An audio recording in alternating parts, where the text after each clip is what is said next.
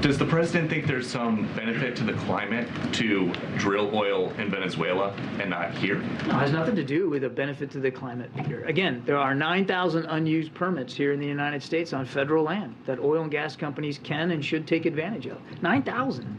And we're talking about one there in Venezuela. Now, look, it remains to be seen how much will get drilled down there.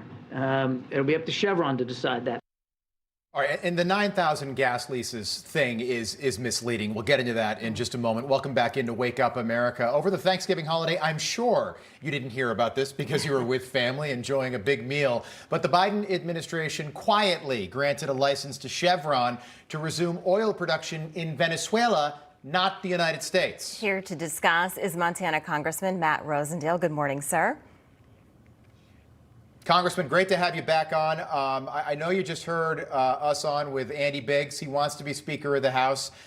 He says he's got support to make sure that Kevin McCarthy doesn't become the next Speaker of the House.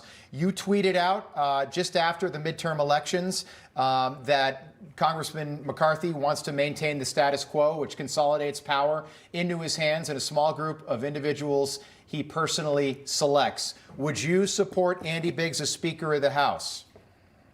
I would support Andy Biggs as Speaker of the House. I think that we have to change the status quo.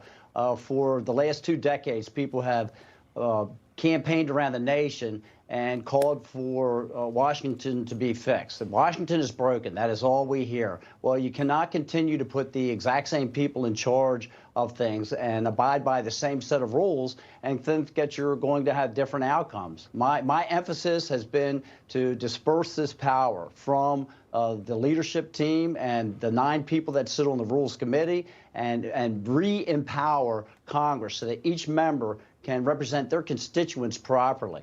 We need to have single subject bills go through the legislative process.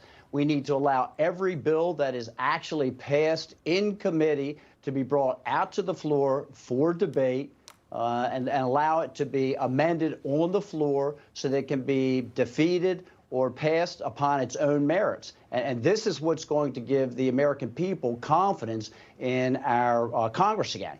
All right, we will see what happens. Congressman, I do want to quickly move on to Venezuela. The move eased sanctions imposed by former President Trump in 2019. Now, the White House insists it's for the Venezuelan people. What's your reaction to this? What about the Texas people? What about the Montana people? What about the North Dakota people? What about the people across our entire country that work at the refineries and the pipeline facilities? You know, how about we make sure that their jobs are protected? How about we take the farmers and ranchers in Montana and make sure that we have enough energy that their costs haven't been increased by about 60%, whether it's from the actual energy to produce the crops or the fertilizer that is a derivative of those very energy products. That's the people that I was elected by, and that's the people that I'm concerned about. We hear about these 9,000 leases that are open. Right. Well, those leases don't do us any good if you're not issuing permits to allow the development on the properties that have already demonstrated that they have the resources available underneath of them. It is a 2-step process, and this administration, the Biden administration, has become very efficient at closing down domestic energy production. That's why we're down about 2 million barrels a day. Yeah, Joe Biden 2024, discourage domestic energy production, help foreign dictatorships that aren't our allies, by the way, the Maduro regime down there in Venezuela. Newt Gingrich, to your point, he just says that Joe Biden basically makes all these anti-American decisions. And he said that Texas, Montana, they don't have a dictatorship problem. Why don't we do this here in the United States? What's your take on why that is?